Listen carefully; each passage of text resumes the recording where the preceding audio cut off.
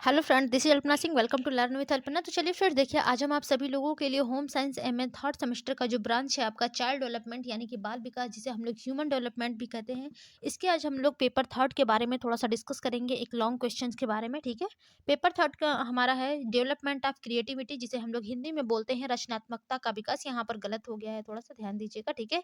ये रचनात्मकता का विकास है। ठीक है। यहाँ पर को हो गया है, इसे आप लोग सही कर लीजिएगा। ठीक है। देखिए, आप सभी लोगों को पेपर के नाम याद होना बहुत ज़रूरी होता है, क्योंकि जब भी आप लोगों के एग्जामिनर आते हैं, आप सभी लोग पेपर के नाम ही नहीं बता पाते हैं। ठीक है। इसलिए आप लोगों को पेपर के नाम हम हर वीडियो की स्टार्टिंग में आप सबको बताते हैं। ओके, तो चलिए फ्रेंड्स, क्लास की शुरुआत करें। इसके पहले आप सभी लोग चैनल को लाइक सब्सक्राइब शेयर कर दीजिए। ठीक है। अपने सभी दोस्तों में आप लोग व्हाट्सएप इंस्टा टेलीग्राम फेसबुक के जरिए शेयर करिए, ताकि सबको हेल्प मिल सके। ठीक है। हालांकि हमने फर्स्ट पेपर का जो एक मैराथन क्लास आज पार्ट 2 था, उसको हमने अपलोड कर दिया है क्लास को। ठीक है। आप सभी लोग पढ़ लीजिए, और एक क्लास में थोड़ा-सा और दे रही हूँ पेपर 3 के लिए, क्योंकि देखिए एग्ज़ाम बहुत नज़दीक आ गए हैं और आप सभी लोगों को पढ़ाई करने में थोड़ी-सी दिक्कत भी आ रही है, शॉर्ट सीरीज़ वगैरह भी नहीं है। ठीक है। तो आज थोड़ी-सी थर्ड पेपर की क्लास लेट हो गई है। ठीक है। बट कभी भी जब भी आप सबके पास नोटिफ़िकेशन इसका जाए, तो आप सब लोग तुरंत पढ़िए। ठीक है। आई होप आप सभी लोग 12-1 बजे तक तो पढ़ाई करते ही होंगे, एग्ज़ाम इतने नज़दीक आ गए। ठीक है। इसलिए मैंने इस क्लास को लेना थोड़ा-सा उचित समझा है कि आप सब लोग पढ़ाई कर रहे होंगे, तो इसलिए मैं दे दूँ। ठीक है। और इसके बाद कल से हम कंटिन्यू यानी कि दोपहर में ही क्लास करा दिया करूँगी, ज़्यादा लेट नहीं कराऊँगी। ठीक है। आज थोड़ा-सा लेट हो गया, बट कोई बात नहीं। तो चलिए देखते हैं सबसे पहले अपने लॉन्ग आंसर टाइप क्वेश्चन को। इसके पहले हमने एक थर्ड पेपर का लॉन्ग आंसर टाइप क्वेश्चन आप सबको करा दिया है। ठीक है। तो ये जो क्वेश्चन है, इसमें क्वेश्चन पूछा गया है कि व्यक्तिगत विभिन्नता क्या है? इसके प्रमुख कारणों को स्पष्ट कीजिए। ठीक है। इसमें इसमें आपको लॉन्ग क्वेश्चन बताना है सबसे पहले, कि जो व्यक्तिगत भिन्नता होती है वो क्या होती है, और इसके प्रमुख कारण कौन-कौन से होते हैं, इसको स्पष्ट करना है। ठीक है। तो सबसे पहले आप सबको फ्रेंड्स हेडिंग डालना है व्यक्तिगत विभिन्नता का अर्थ। ठीक है। देखिए, जो व्यक्तिगत विभिन्नता होता है वो क्या होता है? तो देखिए, जो व्यक्तिगत भेद होते हैं फ्रेंड्स, या फिर व्यक्तिगत विभिन्नता होता है, इसका अर्थ एक व्यक्ति का दूसरे व्यक्ति के रूप, रंग, शारीरिक गठन, विशिष्ट योग्यताओं, बुद्धि, रुचि, स्वभाव, उपलब्धियों एवं व्यक्तित्व के अन्य गुणों आदि में विभिन्नता से ही है। संसार में ऐसा कोई भी व्यक्ति नहीं है जो किसी दूसरे व्यक्ति से पूर्ण समानता रखता हो। बिल्कुल सही बात है। देखिए, व्यक्तिगत विभिन्नता का मतलब क्या होता है कि आप दूसरे से एक दूसरे के रंग रूप में, शारीरिक गठन यानी कि बनावट में, जो विशिष्ट योग्यताएं होती है उसमें, या फिर एक दूसरे के बुद्धि में, रुचि में, स्वभाव में, उपलब्धियों में, ठीक है, या फिर व्यक्तित्व के अन्य गुणों, इन सभी में आप एक दो व्यक्तियों में यानी कि गुणों यानी कि दो व्यक्तियों का एक समान नहीं हुआ, मतलब नहीं होता है। ठीक है। इसी को व्यक्तिगत विभिन्नता कहा जाता है। देखिए, संसार में कोई भी ऐसा व्यक्ति नहीं है जो एक दूसरे व्यक्ति से पूर्ण समानता रखता है। यदि दोनों जुड़वा बहन है, तो भी आप देखेंगे कि दोनों एक रूप यानी कि एक समान रूप से दोनों एक समानता दोनों में नहीं रहती है। ठीक है। देखिए, व्यक्तिगत भेद के अंतर्गत व्यक्ति की शारीरिक, मानसिक, संवेगात्मक एवं सामाजिक विशेषताएं सम्मिलित हैं।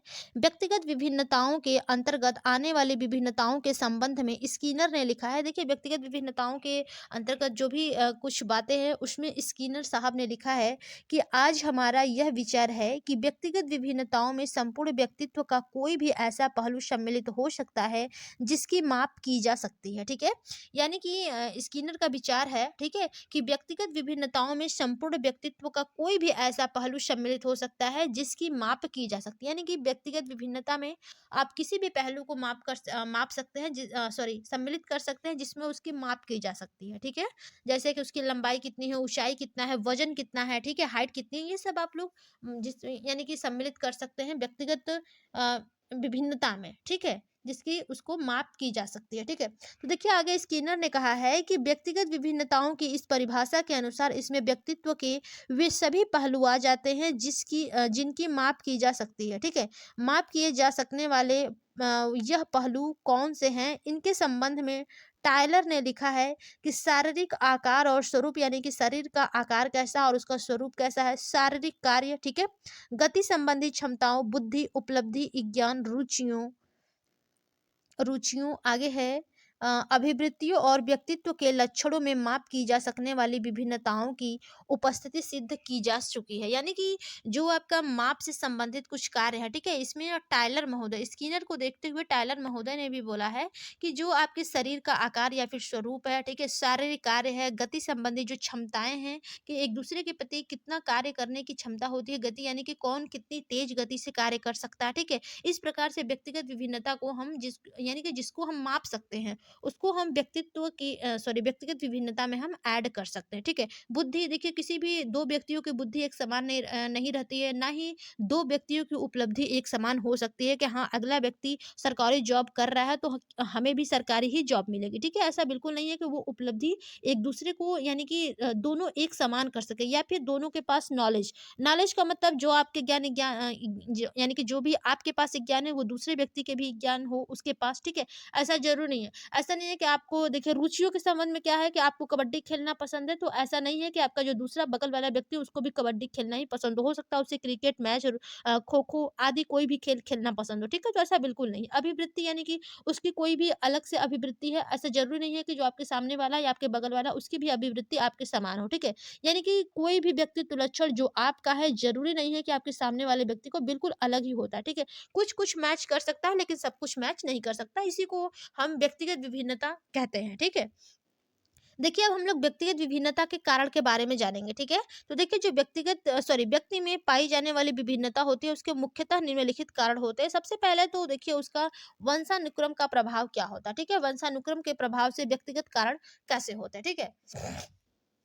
देखिए, इसमें आप लिख सकते हैं कि प्रत्येक बालक को अपने पूर्वजों यानी कि माता-पिता, दादा-दादी से कुछ गुण प्राप्त होते हैं। इस कारण वे अपने माता-पिता अथवा पूर्वजों के समान होते हैं। सामान्यतः देखा जाता है कि स्वस्थ एवं सुंदर माता-पिता की संतानें भी स्वस्थ व सुंदर होती हैं। इसी प्रकार अस्वस्थ एवं कुरूप माता-पिता की संतानें अस्वस्थ एवं कुरूप हुआ करती हैं, ठीक है। आगे है कि तीव्र बुद्धि के माता-पिता से तीव्र बुद्धि की संतानें तथा मंद बुद्धि अथवा मूर्ख माता-पिता से मंद बुद्धि वाले अथवा मूर्ख संतानें जन्म लेती हैं। इस कारण व्यक्ति में जो भिन्नता पाई जाती है उसका बहुत कुछ कारण वंशानुक्रम का प्रभाव है। एक ही माता-पिता की संतानों में पाई जाने वाली व्यक्तिगत विभिन्नता का कारण वाहिकाणुओं में मिश्रण वाहिकाणुओं के मिश्रण में होने वाली भिन्नता है। यानी कि देखिए यहाँ पर क्या कहा गया है, वंशानुक्रम है। वंशानुक्रम में जैसा आपका वंशक्रम होगा उसी प्रकार से आपके अंतर भी जो गुण होंगे वो देखे जाएंगे। फॉर एग्जाम्पल, जैसे कि आपके पूर्वजों में दादा दादी माता पिता, ठीक है, इन सबसे जो भी गुण होंगे यानी कि जिनके माता पिता जैसे होंगे, यदि वो स्वस्थ है सुंदर है तो उनकी संतान भी स्वस्थ सुंदर होती है। यदि वो पढ़े लिखे हैं समझदार हैं तो वो ऐसे ही अपने बच्चों की भी परवरिश करेंगे, ठीक है। तो जब परवरिश अच्छी होगी तो बच्चे का जो विकास होगा वो भी गुणात्मक यानी कि अच्छा होगा, ठीक है। यदि देखिए जैसे कि किसी के पापा घर में सरकारी जॉब वाले हैं तो ऐसा होता है उनके बेटे बच्चे भी कुछ उसी प्रकार से निकलते जाते हैं। यदि आपके फादर कृषि कार्य में कर रहे हैं, ठीक है, तो बच्चे भी वैसे ही, क्योंकि बचपन से उसने वैसा ही सीखा है तो वो ऐसा ही निकलता है। यदि उसके माता पिता समझदार है, वो बाहर भेज करके उसे कुछ पढ़ा देते हैं, ठीक है, उसको अच्छी परवरिश देते हैं, तभी वो थोड़ा सा अलग होगा। नहीं तो जैसे माता पिता है, जैसे उनका वंशानुक्रम है, वैसे ही उनके बच्चों में भी गुण पर्याप्त यानी कि उपलब्ध हो जाते हैं, ठीक है। तो यहाँ पर आप सभी लोग वंशानुक्रम के बारे में समझ लिया होगा। दूसरा आपका प्रभाव है यानी कि कारण है, ठीक है। वातावरण का प्रभाव, ठीक है, या फिर वातावरणीय कारक, ठीक है। इसके अंतर्गत आप लिख सकते हैं कि बालक की व्यक्तिगत विभिन्नता पर, ठीक है, बालक की व्यक्तिगत भिन्नता पर वातावरण का प्रभाव बहुत अधिक पड़ता है। देखिए, वातावरण बालक के बौद्धिक, सामाजिक और नैतिक विकास पर बहुत महत्वपूर्ण प्रभाव डालता है, ठीक है। और बोरिंग, लैकफील्ड और विल्ड ने वातावरण यानी कि परिवेश की परिभाषा इस प्रकार दी है। इन्होंने कहा है कि एक व्यक्ति के परिवेश के अंतर्गत उन उत्तेजनाओं का योग आ जाना है जिनको वह गर्भधारण के समय से लेकर मृत्यु पर्यंत तक ग्रहण करता है। फॉर एग्जाम्पल, आप लोग सिंपल सी भाषा में समझिए कि वातावरण का प्रभाव, जैसा आप बच्चे को माहौल देंगे वैसा ही बच्चा सीखेगा। आपके माता पिता चाहे भले ही कितने भी गुणवान हों, ठीक है, अच्छे उनके संस्कार हों, कुछ भी संस्कार, यदि उनके घर का माहौल ठीक नहीं है, ठीक है, अगर वो अड़ोस पड़ोस में खेलने घूमने जा रहे हैं, वहां का माहौल ठीक नहीं है, ठीक है, कुप्रभावित बच्चे हैं वहां पर, तो आपके भी बच्चों को वो गलत ही प्रभाव उनके ऊपर पड़ेगा। जैसा वातावरण होगा वैसे ही बच्चे के ऊपर प्रभाव पड़ेगा, ठीक है। आगे है कि इस परिभाषा से स्पष्ट है कि व्यक्ति पर उसके वातावरण का प्रभाव पड़ता है, और वातावरण का प्रभाव दो प्रकार का होता है। पहला होता है उसका भौतिक वातावरण और दूसरा होता है सामाजिक वातावरण, ठीक है। भौतिकता से संबंधित, दूसरा होता है सामाजिक वातावरण। देखिए, जहाँ भौतिक वातावरण गर्म होता है वहाँ के लोग काले एवं सुस्त होते हैं, यानी कि जो आपका भौतिक वातावरण, जहाँ की जलवायु गर्म होती है वहाँ के लोग काले और सुस्त होते हैं, और जहाँ का वातावरण ठंडा होता है वहाँ के लोग गोरे, लाल और अधिक परिश्रमी होते हैं। यानी कि जहाँ की जलवायु आपकी कम होती है, ठीक है, टेम्परेचर जो होता है, वहाँ के लोग गोरे होते हैं, लाल होते हैं और अधिक ज्यादातर परिश्रमी होते हैं, ठीक है।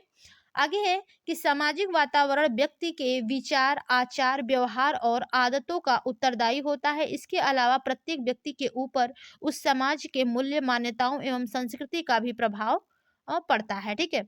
इससे देखिए ये प्रतीत होता है कि व्यक्तिगत विभिन्नता के कारणों में वातावरण एक प्रमुख कारण है, जो कि बिल्कुल सही है। देखिए यदि आप लोगों को कहीं भी कुछ भी लिखने के लिए आता है शॉर्ट क्वेश्चन में, ठीक है? तो एक आप लोग वंशानुक्रम डालिएगा और दूसरा आप लोग वातावरण डालिएगा, क्योंकि देखिए जो भी प्रभाव होते हैं या फिर जो भी कारण होते हैं, ठीक है, व्यक्तिगत विभिन्नता के, सबसे ज्यादा आपका वंशानुक्रम होता है और सेकंड आपका वातावरण होता है, यानी कि ये दोनों ही होते हैं, वंशानुक्रम और वातावरण, ठीक है? तो मोस्ट इंपॉर्टेंट आपके ये दोनों होते हैं। तीसरा आपका पॉइंट है लिंग भेद का प्रभाव। ये भी अपने आप में एक मोस्ट इंपॉर्टेंट ही है, ठीक है, लेकिन वातावरण और वंशानुक्रम से ज्यादा नहीं, ठीक है? देखिए लिंग का प्रभाव के अंतर्गत आप क्या लिख सकते हैं कि बालक एवं बालिकाओं में लिंगगत भेद के हिसाब से शारीरिक बनावट में शारीरिक बनावट में तो यहाँ पर तो होगा, ठीक है? शारीरिक बनावट में तो भिन्नता होती ही है, इसके अलावा उनमें मानसिक एवं संवेगात्मक भिन्नता भी होती है, ठीक है?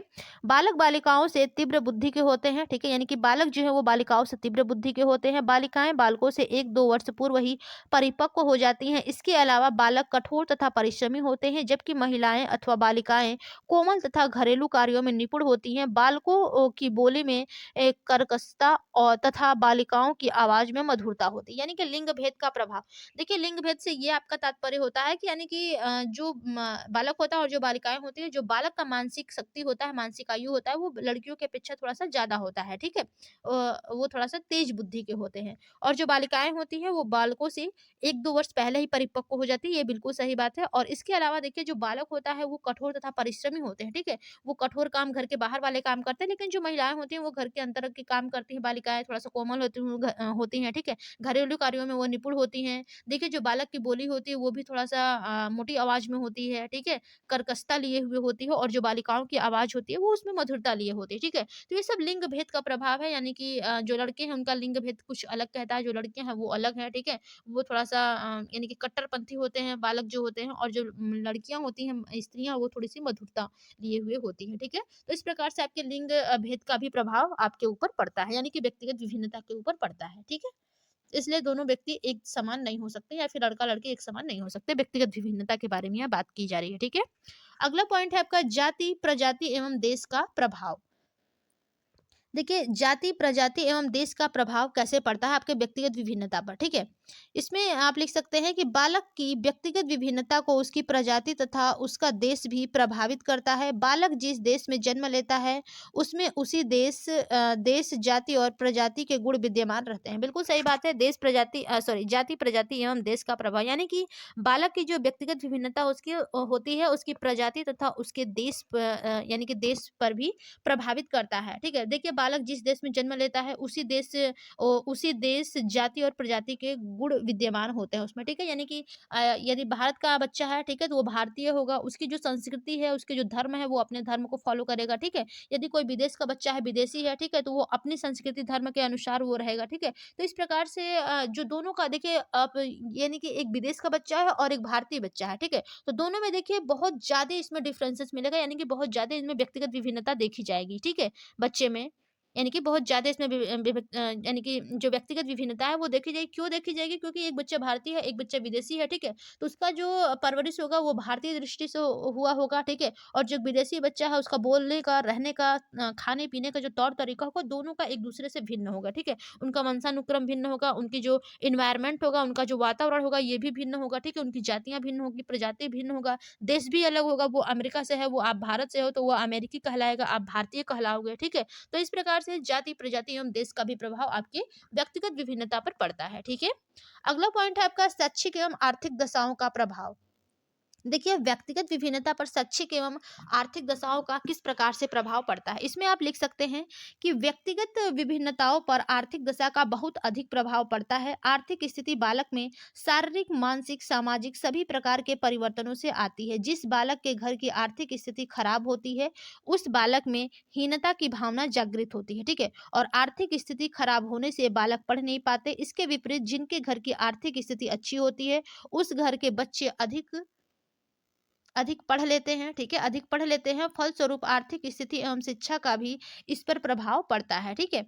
यानी कि देखिए यहाँ पर बात की गई है शैक्षिक एवं आर्थिक दशाओं का प्रभाव। देखिए एक दूसरे से जो बच्चा होता है वो कैसे व्यक्तिगत रूप से विभिन्नता लिए होता है, ठीक है। यानी कि कोई बच्चा गरीब परिवार से है, ठीक है, उसकी आर्थिक स्थिति अच्छी नहीं है तो उसको पढ़ने का उतना अच्छा मौका नहीं मिल पाएगा। यदि उसको मौका मिल भी पा रहा है तो अच्छे विद्यालय में उसका एडमिशन नहीं हो पाएगा, ठीक है। इसी की विपरीत यदि आप अच्छे यानी कि जिनके घर की आर्थिक स्थिति अच्छी है, ठीक है, परिवार वाले थोड़े से सार्थक है पढ़ाने लिखाने के मामले में, ठीक है, तो वो अच्छे स्कूल कॉलेज में बच्चों को एडमिशन कराएंगे, अच्छी नॉलेज देंगे उनको, ठीक है। बेशक देखिए एक निम्न परिवार का जो बच्चा होगा वो पढ़ने में काफी अच्छा होगा लेकिन उसको अच्छा माहौल नहीं मिलेगा, ठीक है, इसलिए जल्दी वो आगे नहीं बढ़ पाते हैं, ठीक है। और आप सभी लोग देखते होंगे कि आज के डेट में जितने भी बच्चे बाहर निकल रहे हैं, ठीक है, कुछ नेता बन रहे हैं, कोई इंजीनियर बन रहा है, कोई सिविल सर्विसेज में जा रहा है, तो वो देखते होंगे कि आप उनका जो बैकग्राउंड होता है वो काफी अच्छा होता है, ठीक है। वो निम्न परिवार वाले जो बच्चे कोई कोई ऐसा होता है जो उसकी किस्मत मान लीजिए लक होती है या फिर वो बहुत ही ज्यादा मेहनत करता है, उसके माता पिता उसका बहुत साथ देते हैं तभी वो जाकर के आगे निकलता है, ठीक है। तो इस प्रकार से देखिए जो एक अच्छे आर्थिक परिवार संपन्न परिवार से बच्चा होगा और एक जो निम्न परिवार यानी कि अनसंपन्न परिवार से बच्चा होगा तो दोनों में विभिन्नताएं देखी जाएगी, ठीक है। उसका परवरिश कुछ अलग तरीके से हुआ होगा जो अच्छे आर्थिक परिवार वाले घर से बच्चा होगा, ठीक है, और एक जो यानी कि अच्छे आर्थिक परिवार वाले घर से बच्चा नहीं होगा उसका जो परवरिश होगा अलग ही होगा, ठीक है। तो इस प्रकार से दोनों की जो शैक्षिक विभिन्नता होगी, व्यक्तिगत विभिन्नता होगी और जो आर्थिक दशाएं होंगी वो दोनों की एक दूसरे से काफी अलग होंगी, ठीक है, काफी भिन्न होंगी, ठीक है। तो आई होप आप लोगों को ये पॉइंट समझ में आ रहे होंगे और समझ में आ रहे होंगे तो आप सभी लोग फ्रेंड्स लाइक सब्सक्राइब शेयर करते रहिएगा, ठीक है। चलिए अगला पॉइंट है आपका आयु एवं बुद्धि का प्रभाव। देखिए काफी जल्दी जल्दी हम आप लोगों को ये क्वेश्चन सॉल्व करा रहे हैं, ठीक है। आयु एवं बुद्धि के प्रभाव से कैसे व्यक्तिगत विभिन्नता होती है। देखिए इसमें आप लिख सकते हैं कि व्यक्तिगत विभिन्नता में आयु एवं बुद्धि का प्रभाव भी बहुत अधिक पड़ता है। आयु की वृद्धि के साथ ही बालक का शारीरिक मानसिक एवं संवेगात्मक विकास होता है। इसी प्रकार से बालक की बुद्धि भी व्यक्तिगत विभिन्नता में शामिल है, ठीक है। और विभिन्न बुद्धि परीक्षाओं से यह सिद्ध होता है कि कुछ बालक तीव्र बुद्धि के होते हैं तो कुछ सामान्य बुद्धि के और कुछ मंद बुद्धि के भी होते हैं। इस प्रकार से देखिए जो आयु होता है, बुद्धि होता है, ठीक है, इसका प्रभाव आपके व्यक्तिगत यानी कि व्यक्तिगत विभिन्नता पर ही बिल्कुल पड़ता है। देखिए कोई व्यक्ति क्या होता है कम आयु का भी रहता है लेकिन उसका जो मेंटली एज होती है, ठीक है, जो मानसिक आयु होती है वो काफ़ी अच्छा होता है। बच्चा प्रतिभाशील होता है, ठीक है। तो 2 व्यक्ति हैं, कुछ व्यक्ति ठीक है 2-3 व्यक्ति हैं, मान लीजिए ग्रुप भी आप नहीं ठीक है, व्यक्तियों को ही आप यदि बाँट लेते हैं, ठीक है, तो कुछ बच्चा उसमें से प्रतिभाशील होगा, ठीक है, कुछ सामान्य बुद्धि का होगा, कुछ मंद बुद्धि का होगा, ठीक है। तो जो यदि वो प्रगतिशील बुद्धि का है, प्रतिभाशाली बुद्धि का है व्यक्ति, तो उसका जो रहन-सहन, पढ़ने का तरीका, तौर-तरीका, ठीक है, और समस्या समाधान करने का जो तरीका, वो काफ़ी अच्छे लेवल का होगा। उसी में सामान्य व्यक्ति है, तो वो सामान्य रूप से ही होगा, ठीक है, और जो मंद बुद्धि वाला व्यक्ति है, वो काफ़ी पिछड़ा हुआ होगा, ठीक है। तो इस प्रकार से उन तीनों में व्यक्तिगत विभिन्नताएँ देखी जा सकती हैं, ठीक है। तो जो आपका आयु है, बुद्धि है, इसका भी आपके व्यक्तिगत विभिन्नता पर प्रभाव काफ़ी ज़्यादा पड़ता है और ये सब आपके एक कारण के रूप में भी हैं, ठीक है। तो चलिए आई होप आप सभी लोगों को आज का क्लास समझ में आया होगा यानी कि आज के जो हमने क्वेश्चन डिस्कस किए थे, ठीक है। और आपका ये क्वेश्चन क्या था? क्वेश्चन था आपके कि व्यक्तिगत विभिन्नता क्या है और व्यक्तिगत विभिन्नता के प्रमुख कारणों को स्पष्ट कीजिए, ठीक है। तो सबसे पहला आपका था वंशानुक्रम, ठीक है, और दूसरा था आपका वातावरण, तीसरा आपका था लिंग भेद का प्रभाव, चौथा था आपका जाति प्रजाति एवं देश का प्रभाव, पांचवा है शैक्षिक एवं आर्थिक दशाओं का प्रभाव और छठवां है आपका आयु एवं बुद्धि का प्रभाव। ओके। तो चलिए फ्रेंड जो लोग अभी तक चैनल को देखे लाइक एवं सब्सक्राइब नहीं किए हैं वे लोग कर लीजिए, लाइक शेयर सब्सक्राइब आप सभी लोग करते रहिए, अपने सभी दोस्तों में अपने टेलीग्राम, व्हाट्सएप, फेसबुक, इंस्टा के ज़रिए शेयर करिए ताकि जितने भी आपके दोस्त हैं सबको हेल्प मिल सके। क्या होता है कि काफ़ी लोगों को पता नहीं चलता है कि यूट्यूब पे क्लासेस भी हैं, ठीक है? एमए की, पीजी की और उन लोगों को क्या होता है मार्क्स काफ़ी कम आते हैं, ठीक है? तो हम चाहते हैं आप सभी लोग अपने-अपने कॉलेज में टॉप करें, ठीक है? तो चलिए आज की क्लास में बस इतना ही, मिलेंगे अपने अगली क्लास में मैराथन वाले, ठीक है? यानी कि पार्ट 3 होगा हमारे पेपर 1 का वो और वो हम आप लोगों को कल दोपहर तक करा देंगे, ठीक है? लेट नहीं होगा इतना ज़्यादा आज की तरह, ठीक है? तो कल की क्लास में मिलते हैं, तब तक के लिए धन्यवाद। Bye bye. आप सभी लोग अच्छे से अपनी पढ़ाई करिए, तैयारी करिए, ठीक है? ओके।